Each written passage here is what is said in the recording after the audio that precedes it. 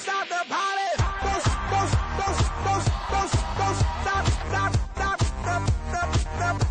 Don't stop the party.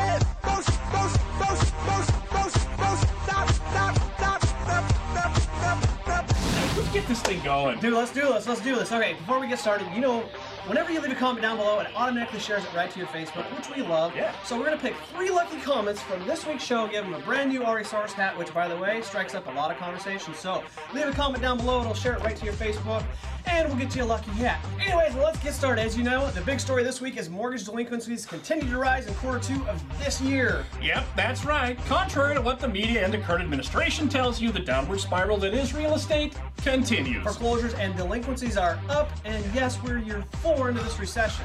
12.87 to be exact, which is, by the way, three times the normal limit. Well, if you've watched the RE source for any amount of time, you'd know that, well, we warned of this. Yep. We talked several months ago about the current recovery we are enjoying was indeed smoke and mirrors, and the real numbers would eventually come out, and now they have. And being right never felt so wrong. Yeah. Anyway, so how bad is it? Well, let's take a look at this pretty little graph. And before we show it, guess which state leads the way? If you said Alaska, you're absolutely wrong, and now we're all dumber for hearing it. Sorry, you had to work in an Adam Sandler quote there. Anyways, Alaska's dead last, and yet you guessed it, Florida is at the top of the list by a long shot. So take a look and see where your state falls. See, our state, Washington, doesn't look too bad. Nope. We're about the middle of the pack. But if you look at the rest of the graph, which is foreclosures yet to come, we actually are more on the bad side of things. Yeah.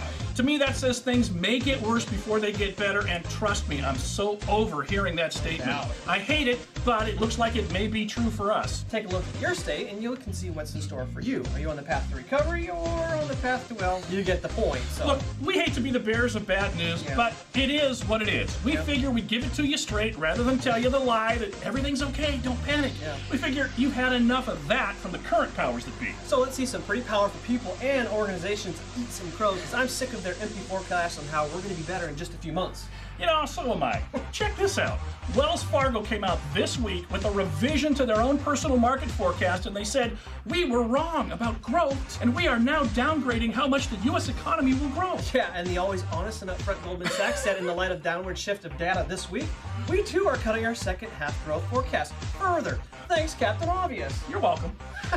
An economist at J.P. Morgan on Friday further, meaning again, cut estimates for U.S. economic growth and warned that recession risks were clearly elevated. Yeah. Again, it's nice to be right and to have what we've said all along be validated, but it's empty because it doesn't really help anything. Yeah. Look, we said it before. You can't will or wish a recovery to happen, and the little recovery we've seen is smoke and mirrors, and as evidenced by all the new economic reports. You know the big 3: unemployment, GDP, and foreclosures? Yeah, those guys?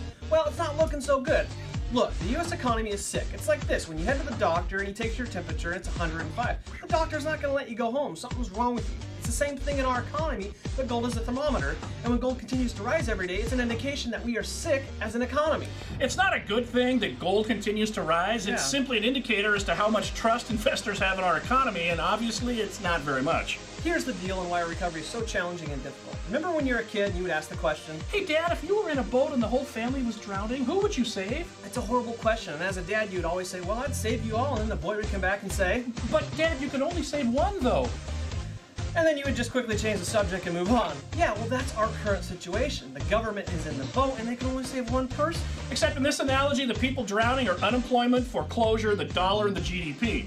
Which one would you save? Here's the thing. There actually is an answer to this riddle. See, we already tried to address unemployment. Yeah, they tried to create jobs, and well, that didn't work. And we all know that we can't wish or will for the dollar or the GDP to get stronger and grow. Yeah, heck, I mean, there's too many uncontrollable variables. So that leaves foreclosures. And yes, you can save foreclosures. So the answer by process of elimination is you start with foreclosures. How? Well, strange thing, and you cannot make this stuff up. As we sit to write this show, this just came over the internet wire. The Obama administration is looking at creating a major refinancing program to help the housing market and give the economy a jolt. Now, yes, we did suggest this to him over a year ago, but hey, it's the government. What do you expect? At least they're looking into this thing. This new program would allow people upside down in their homes to refinance and take advantage of these ridiculously low interest rates. Now, mortgage executives say the White House is finally realizing they cannot get the economy rolling again until they provide some payment relief for the estimated 11 million underwater homeowners. So while this radical idea gains steam, we'll make sure and keep you abreast of the situation. Sounds like we're not going to hear anything until September, because that's when Obama is slated to talk about housing in his economic speech. You know what sucks, man? You know the bailout money, the trillions and trillions of dollars that we gave to the banks to help bail them out? Wouldn't that have been better spent giving it to Americans individually than giving it back to the people and institutions that actually took us into this mess? Yeah, Wall Street and bailed out banks got us into this mess in the first place. That's like rewarding a bankruptcy client with a bunch of money. Yeah. Sir, we know you can't manage your own money very well, as evidenced by your current bankruptcy. But here's $100,000 to get you out of trouble. What do you think's going to happen? They've already proven that they can't manage their own money, and then we go and hand them a bunch of taxpayer money. Good call. Anyways, sorry for our little rant, but this stuff is really aggravating. Yeah. Well, we'll let you know as soon as we do hear anything on the new Refi program. And make sure you share today's show with your friends and family. It may just be that little glimmer of hope they've been looking for. Now, we don't know if they're going to get it right this time. We hope they do. Anyways, leave a comment down below, because 3 lucky winners are going to get an Ari Source hat, which is very, very cool. And it's a pretty good show, so share it. We'll see you next week. I'm Ryan Hills. And I'm Gary the Hawk Hawkinson. Subscribe, forward, comment, dance, have a good time. We'll see you next week. Peace.